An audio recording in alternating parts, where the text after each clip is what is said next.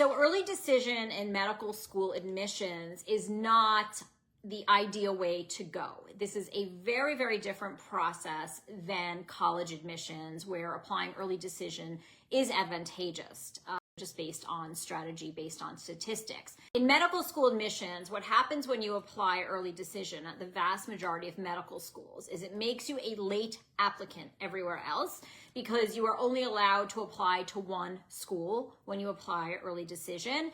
And you can only then apply to other medical schools once you have heard that you are not getting accepted to that medical school where you have applied early decision. So when you apply late in the process for medical school admissions, because applications are reviewed on a rolling basis, it really decreases your chances of getting an interview. That decreases your chances of getting an acceptance.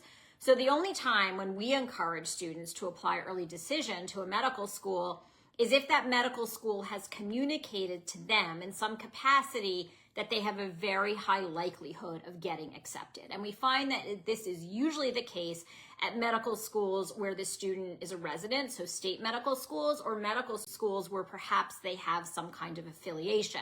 Maybe they've worked at that medical school, maybe they have a family member who's worked at that medical school. So we really only want students applying early decision when they've kind of gotten a nod, so to speak, from a medical school that they are likely to get accepted.